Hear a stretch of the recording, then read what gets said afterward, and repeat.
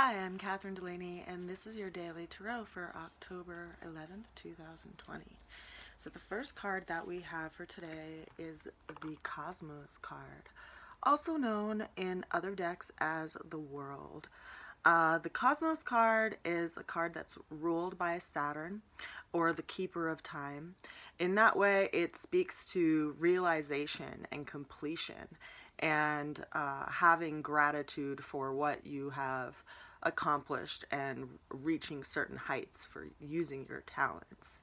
Saturn is a planet that has the energy of the Keeper of Time because it takes 29.5 years for it to move around the sun in its orbit.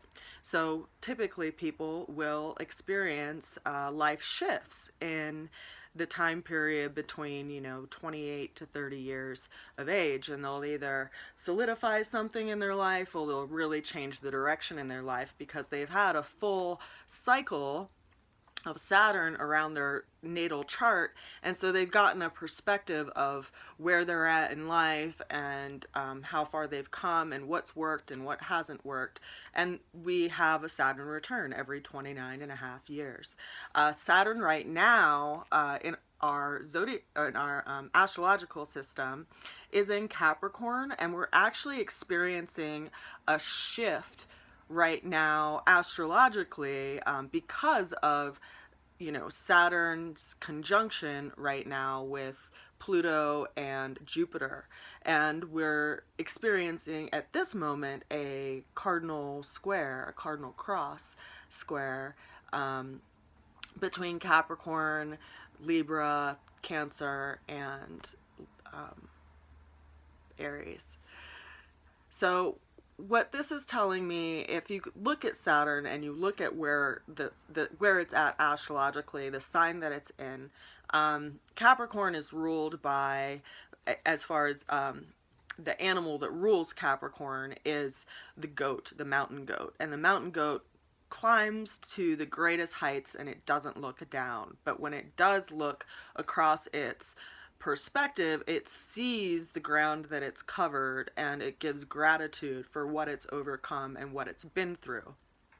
Right now, we are going through a very big shift globally in our world, and it's important for us to take consideration of where we've come from and what we've overcome and where we're going and where we want to go and what's worked, and to give thanks for our talents and knowing that no matter what situation we're in, we're always going to meet it with whatever we have. So to not get caught up mentally in fear, because the mountain goat knows no fear, to just look at the step in front of you and to keep following those steps as you are guided to follow them. The second card that we have for today is the Ten of Cups. Now, 10 as a number in numerology is a crystallization card.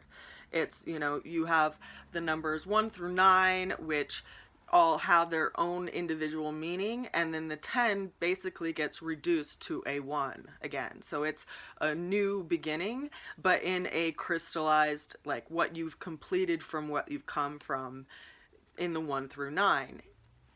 So this is an emotional achievement, an emotional contentment, like happily ever after in an emotional sense.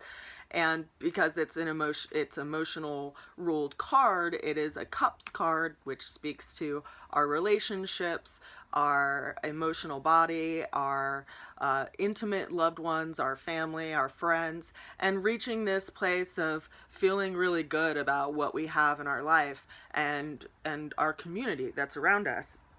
Now, at the same time, we also got this third card, which is another 10, but this is a 10 that is a crystallization around our will and our sense of what we feel like we need to do and our responsibilities in the sense of doing.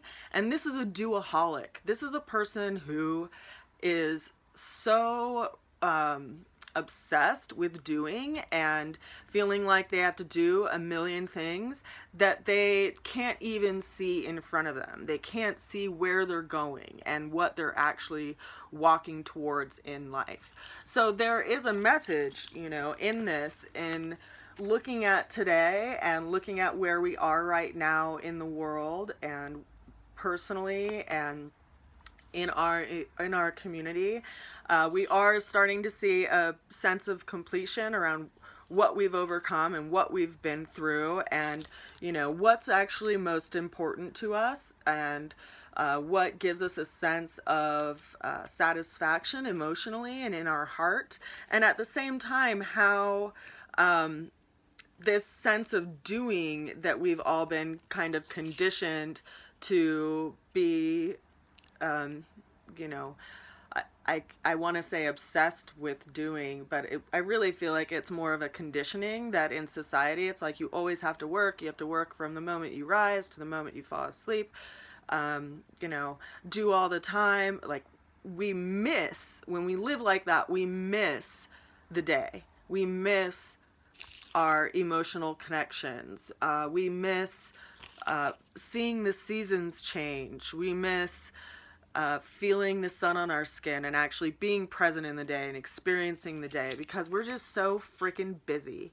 And that's no way to live. And really, you know, what we are here to do is to live and experience life and to enjoy life and enjoy our community and each other's stories. And right now we are in a place where we are in the midst of overcoming something, and we're approaching a new moon here this week. And so I want to invite and encourage everyone when they are sitting with this new moon, if you have a ceremony, to actually take the time to envision what you want the world to look like. And because we are in this great shift right now, we are in this big transformative change, and it's you know, time for us to energetically participate.